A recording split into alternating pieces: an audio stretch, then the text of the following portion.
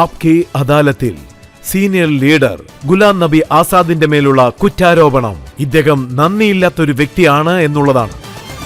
Azad sir, കോൺഗ്രസിലുള്ളവർ എന്താ പറയുന്നതെന്ന് വെച്ചാൽ ഈ 50 വർഷമായിട്ട് താങ്കൾക്ക് കോൺഗ്രസ് എന്ത് നൽകിയില്ല?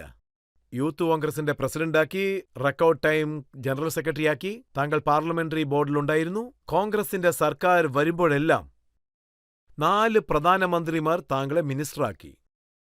പക്ഷേ താങ്കൾ അവരെ വിട്ട് അവരുടെ മുതുകിൽ കുത്തി. രാഷ്ട്രീയത്തിൽ ഒരു കാര്യം പറയാറുണ്ട്, you have to earn. Ghulam Nabi Azad മണ്ണ് തോണ്ടിയിട്ടുണ്ട്, വിതച്ചിട്ടുണ്ട്. വെയിലായിരുന്നാലും മഴയായിരുന്നാലും കുളിരായിരുന്നാലും ജൂണിലെ മഴയത്തും ജനുവരിയിലെ കുളിരിലും വയലിൽ ഇറങ്ങിയിട്ടുണ്ട്. ഗുലാം നബി ആസാദ് 2 ചപ്പാത്തി കഴിച്ചിട്ടുണ്ട്. ഡൽഹിയിലിരുന്നു കൊണ്ട് 10 റൊട്ടി കഴിച്ചിട്ടുണ്ട്. വയലിൽ പോയിട്ട് പോലുമില്ല. ഗുലാം നബി ആസാദിന്റെ ആ കൃഷി കൊണ്ട് മറ്റുള്ളവർക്കാണ് പ്രയോജനമുണ്ടായിട്ടുള്ളത്. അതിനെക്കുറിച്ച് ആരും ഒന്നും പറയുന്നില്ല. ഇത് രാഹുൽ ഗാന്ധിയും ചെയ്യുകയാണെങ്കിൽ ഞാൻ അദ്ദേഹത്തിൻ്റെ കൂടെ നിൽക്കും. എന്തിനു മോദിയുടെ കൂടെ പോകണം? പിന്നെ സോണിയാജി ഈ സംസ്ഥാനത്ത് 7 സ്ഥലങ്ങളിൽ ജയിച്ചു കാണിക്കാമെന്ന് പറഞ്ഞു. ആരെ മന്ത്രിയാക്കും? ഒരിക്കൽ പോലും സംസ്ഥാനം കാണാത്തവർ പോലും ഇന്ന് മന്ത്രിയാണ്. അപ്പോൾ എൻ്റെ കയ്യിൽ ഒരു സിമ്പിൾ പോർട്ട്ഫോളിയോ ഉണ്ടാവും. ആരുടെ കയ്യിൽ നിന്നും കൈക്കൂലിയൊന്നും വാങ്ങിയിട്ടില്ല. സോണിയാഗാന്ധിക്കും താങ്കൾക്കുള്ള റിലേഷൻഷിപ്പ് നോക്കുമ്പോൾ എനിക്ക് മജൂദ് സുൽത്താൻപൂരിയുടെ ചില വരികളാണ് ഓർമ്മ വരുന്നത്.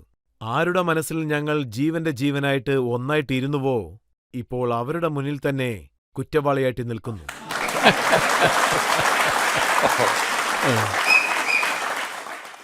ഇത് നോക്കൂ, എനിക്ക് അവരോട് റെസ്പെക്റ്റുണ്ട്, എല്ലാ തരത്തിലുള്ള ബഹുമാനവുമുണ്ട്. അവർക്കും ഉണ്ടായിരിക്കാം, അവരും വിഷമിക്കുന്നുണ്ട്, ഞാനും തീർച്ചയായും ഇതിൽ പശ്ചാത്തപിക്കുന്നുണ്ട്.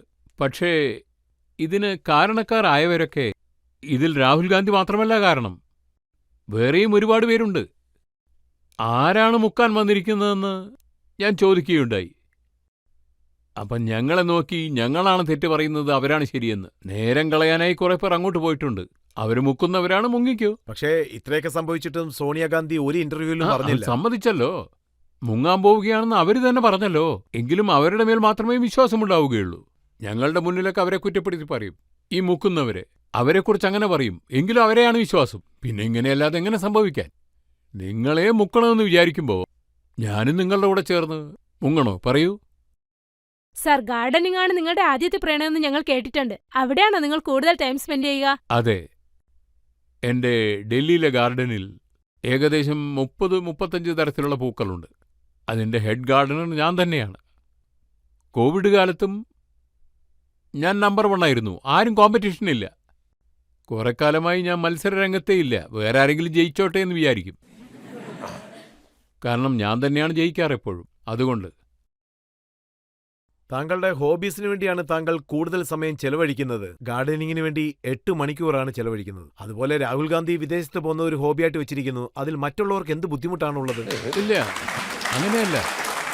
നോക്കൂ, ഇത് നല്ലൊരു കാര്യമാണ് നിങ്ങൾ പറഞ്ഞത്. അവരുടെ ജീവിതത്തിൽ എന്തൊക്കെയാണോ അവർക്കിഷ്ടം അതൊക്കെ തന്നെ. പലതരം താല്പര്യങ്ങളുണ്ടാകാം. എല്ലാ മനുഷ്യർക്കും ഓരോരോ ഹോബികളുണ്ടാവും, താല്പര്യങ്ങളുണ്ടാവും. എങ്കിൽ അത് ചെയ്യൂ. എന്തിന് ഈ കപ്പലിനെ മുക്കുന്നു? അതാണ് ഞാൻ ചോദിക്കുന്നത്. താല്പര്യമില്ലാത്ത വിഷയം അങ്ങ് വിട്ടുകളഞ്ഞേക്കുക. മോദിയോടൊപ്പം വഴക്കുണ്ടാക്കുന്നതാണ് തന്റെ ഒരു വിഷൻ എന്ന് അദ്ദേഹം പറഞ്ഞിട്ടുണ്ട്. LOPയിൽ ശരിക്കും വഴക്കുണ്ടാക്കാൻ പോലും താങ്കൾക്ക് പറ്റില്ലെന്നും അദ്ദേഹം പറയുന്നു. അദ്ദേഹമാണ് എല്ലാ കാര്യങ്ങളും ചെയ്യുന്നതെന്ന്. അവര് ചെയ്യുന്ന ഈ ശണ്ട കാരണം മോദിജി ഈ BJPക്കാരും ഇദ്ദേഹം തന്നെയാണ് ഉണ്ടാവേണ്ടതെന്നും പറഞ്ഞ് ആര് ഒഴിയുക? താങ്കൾ പറയുന്നത് ശരിയാണ്. ഇതിൽ കൂടുതൽ ഞാൻ എന്തെങ്കിലും പറഞ്ഞാൽ ഞാൻ RSSകാരനാണെന്ന് പറയും. അതിനാൽ ഇതിവിടെ നിർത്താം. ഇപ്പോ പുതിയ ജനറേഷന്റെ ക്യാമ്പയിനിങ് നോക്കിയ ഫേസ്ബുക്ക്, ട്വിറ്റർ ഇതുപോലുള്ള സോഷ്യൽ മീഡിയയിൽ ചെയ്യുന്ന ക്യാമ്പയിനിങ് താങ്കൾക്ക് ഇഷ്ടമല്ലെന്ന് കേട്ടു. സോഷ്യൽ മീഡിയയിൽ ഇത്രത്തോളം ഫോക്കസ് ചെയ്യാനുള്ള കാരണം എന്താണ്? അതെ, ഇത് ഇന്ന് മാത്രമല്ലല്ലോ. ഇത് ഞാൻ 87-88 കാലത്ത് ഞാൻ പാർട്ടി ജനറൽ സെക്രട്ടറി ആയിരുന്നപ്പോൾ, അപ്പോൾ എനിക്ക് സാം പിത്രോഡയെപ്പറ്റി ഒന്നും എനിക്കറിയില്ലായിരുന്നു. അദ്ദേഹം സയൻസ് ആൻഡ് ടെക്നോളജിയിൽ അമേരിക്കയിൽ ജോലി ചെയ്യുകയായിരുന്നു. നല്ല ജോലി ചെയ്യുന്ന ആളാണ്.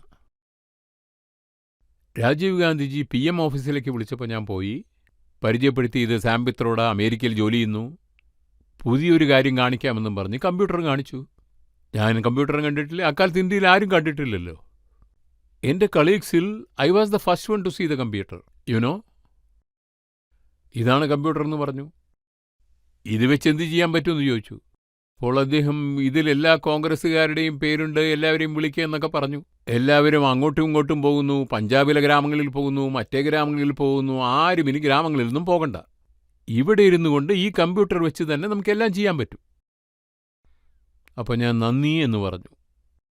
അപ്പോൾ ഞാൻ ഈ സാം പിത്രോഡയോട് അമേരിക്കയിലേക്ക് തിരിച്ചു പോകൂന്ന് പറഞ്ഞു. ഞങ്ങളുടെ PM-നെ നശിപ്പിക്കല്ലേ എന്ന് പറഞ്ഞു. നല്ലൊരു പ്രൈം മിനിസ്റ്ററാണ്, ഇതൊക്കെ കാട്ടി നശിപ്പിക്കല്ലേ എന്ന് പറഞ്ഞു. ഇത് ഇന്ത്യ, ഇത് അമേരിക്കയല്ല. കമ്പ്യൂട്ടർ നോക്കി എലക്ഷനിൽ ജയിക്കാനൊക്കെ. ഇത് ഇന്ത്യ. ഇവിടെ ഗ്രാമങ്ങളിൽ പോകണം, ഓരോ വീടുകളായിട്ടും പോകണം, ഓരോ വീട്ടിലും ഇരിക്കണം, ചായ കുടിക്കണം. ഇപ്പൊ കാലമൊക്കെ മാറി സർ. താങ്കളുടെ കാലമല്ല ഇപ്പൊ. അല്ലല്ല, അതേ കാലം തന്നെയാണ്. മോദിജി പഴയ കാലത്തിന്റെ ആള്, അതുകൊണ്ട് ഭരിക്കുന്നു. പുതിയ ലോകത്തിന്റെ ആള് 40 സീറ്റുമായിട്ടിരിക്കുന്നു. വെറും ഒരു കാര്യം മാത്രം നിങ്ങൾ മനസ്സിലാക്കണം. അമേരിക്കൻ സിറ്റിസൺ ആണോ ഇന്ത്യൻ സിറ്റിസൺ ആണോ എന്ന്. ഇന്ത്യൻ സിറ്റിസൺ ആണെങ്കിൽ ആ വഴിയിൽ മാത്രമേ പോകാവൂ എന്ന്. ഓഡിയൻസിൽ ആർക്കെങ്കിലും ചോദ്യം ചോദിക്കണമെങ്കിൽ ചോദിക്കാം. രാഹുൽജിയെയും പ്രിയങ്കാജിയെയും നിങ്ങൾ ചെറിയ പ്രായം മുതലേ കാണുന്നുണ്ട്. നിങ്ങളെ സംബന്ധിച്ചിടത്തോളം അവർ രണ്ടുപേരിൽ ആരാണ് നാച്ചുറൽ ലീഡർ എന്ന് പറയാമോ? ഞാൻ അവരെ രണ്ടുപേരെയും എൻ്റെ മക്കളെപ്പോലെ തന്നെയാണ് കാണുന്നത്. പ്രത്യേകിച്ച് പ്രിയങ്കയെ ഞാൻ എൻ്റെ മകളെപ്പോലെയാണ് കാണുന്നത്. അതുകൊണ്ട് മോളെ എന്നേ വിളിക്കൂ. അതുകൊണ്ട് തന്നെ അവർക്കെതിരായിട്ട് ഞാൻ ഒരിക്കലും ഒരു ശബ്ദവും പറഞ്ഞിട്ടില്ല. അതുമാത്രമല്ല, ഞാൻ രാഹുൽ ഗാന്ധിക്ക് എതിരൊന്നുമല്ല. രാജീവ് ഗാന്ധിജിയുടെ മകൻ, അദ്ദേഹവും നല്ലപോലെ വളരണം എന്നൊക്കെ ആഗ്രഹിക്കുന്നു. എനിക്ക് അദ്ദേഹത്തെക്കുറിച്ച് ഒരു കാര്യമേ പറയാനുള്ളൂ. ഏതൊരു കാര്യത്തിലാണോ നിങ്ങൾക്ക് താല്പര്യമില്ലാത്തത്, അതിനെ എന്തിനാണ് പിടിച്ചോണ്ടിരിക്കുന്നത്?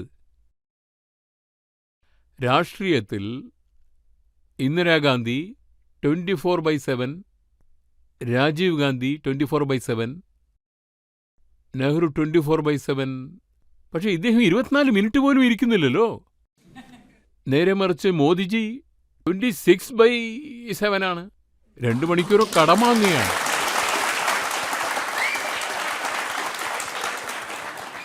അദ്ദേഹത്തെപ്പോലൊരു സൂപ്പർസോണിക് വാഹനത്തിലല്ലേ എനിക്ക് താല്പര്യം.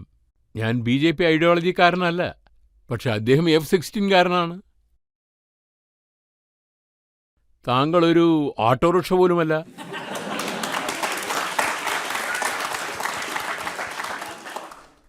നിങ്ങളെക്കൊണ്ടാവാത്തത് അങ്ങ് വിട്ടേക്ക്, ചെയ്യുന്നവരെ കൊണ്ട് ചെയ്യാൻ അനുവദിക്കേ. പക്ഷെ നിങ്ങൾക്ക് തന്നെ ഓട്ടണം, അതിനുള്ള ധൈര്യവുമില്ല. അത്യാർത്തി വളരെ മോശമായ കാര്യമാണ്. രാഹുൽജിയോട് എനിക്കുള്ള ദേഷ്യവും ഇതുതന്നെയാണ്.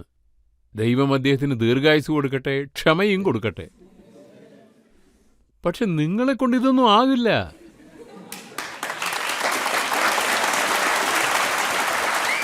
ഞാൻ എത്രയോ കാലം മിനിസ്റ്ററായി ഇരുന്നിട്ടുണ്ട്. ഇന്ദിരാഗാന്ധിയുടെ കാലം തൊട്ടേ ഉണ്ട്. അപ്പോൾ ഞാൻ ഈ ഫൈനാൻസ്, അക്കൗണ്ട്സ് എല്ലാം എന്നെക്കൊണ്ട് ഒരിക്കലും പറ്റില്ലെന്ന് തന്നെ ഞാൻ പറഞ്ഞിട്ടുണ്ട്. ഇതൊന്നും എനിക്ക് വേണ്ട എന്നും പറഞ്ഞിട്ടുണ്ട്. മറ്റ് സോഷ്യൽ, വിദ്യാഭ്യാസം, ഹെൽത്ത് അതൊക്കെ മതിയെന്ന് പറഞ്ഞിട്ടുണ്ട്. അപ്പോൾ നമുക്ക് സാധിക്കുന്നത് എന്താണെന്ന് നമുക്കറിയണം. ആദ്യം അദ്ദേഹത്തോട് ഇത് താങ്കൾക്ക് പറ്റില്ലെന്ന് എന്തെങ്കിലും പറഞ്ഞിട്ടുണ്ടോ?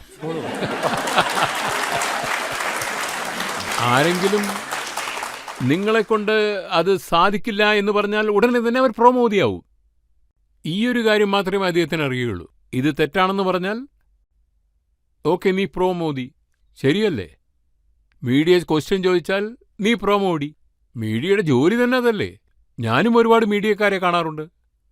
അവർ ചോദ്യം ചെയ്തതുകൊണ്ട് മോഡിയാണ് നിങ്ങളെ അയച്ചതെന്ന് പറയുന്നു. ഇവിടെ താങ്കൾ എത്ര ചോദ്യം ചോദിക്കുന്നു? മീഡിയയുടെ ജോലി തന്നെ ചോദ്യം ചോദിക്കലാണല്ലോ. നമ്മളോടെന്താ സ്നേഹം കാണിക്കാനാണോ വന്നിരിക്കുന്നത്? മീഡിയക്കാരുടെ ഈ റേറ്റിംഗ് ഒക്കെ കൂടാൻ തന്നെ കാരണം ഞങ്ങളെ ആക്കുന്നതിലൂടെയാണല്ലോ, ചോദ്യം ചോദിക്കുന്നതിലൂടെയാണല്ലോ. ലീഡറുടെ ജോലി മറുപടി പറയുക എന്നുള്ളതാണ്. എല്ലാം എഴുതിക്കൊണ്ടിരുന്ന് പറയാൻ പറ്റുമോ? ഞാനിപ്പോ ഈ ചോദ്യം ചോദിക്കും, ഞാൻ ഈ മറുപടി പറയും. അതൊന്നും ഒരിക്കലും സ്ക്രിപ്റ്റ് ചെയ്യാൻ പറ്റില്ലല്ലോ. എപ്പോഴും അത് പറ്റില്ലല്ലോ. ചില സമയത്ത് നിങ്ങളുടെ ബുദ്ധിക്ക് അനുസരിച്ച് തന്നെ പറയണം. അപ്പോ ആരും ഇൻകൺവീനിയൻ്റ് ആയിട്ടുള്ള ഒരു ചോദ്യവും ചോദിക്കാൻ പാടില്ല. അങ്ങനെ വല്ലവരും ചോദിച്ചാൽ ഉടനെ നിങ്ങൾ മോഡിയുടെ ആള് എന്നങ്ങോട്ട് പറഞ്ഞു കളയും. മോദി എന്താ വല്ല ദൈവമോ മറ്റോ ആണോ? മോദിജി അദ്ദേഹത്തിന്റെ ജോലി ചെയ്യുന്നു, നിങ്ങളെ എന്തിനു നോണ്ടണം? പക്ഷേ നിങ്ങൾ അല്ലല്ല, മോദിയും വെറുതെ ഇരിക്കുന്ന ആളൊന്നുമല്ല. വിഷയം എന്താണെന്നറിയോ? 24 മണിക്കൂർ ഒരേ കാര്യത്തെ തന്നെ നോണ്ടിക്കൊണ്ടേയിരിക്കും.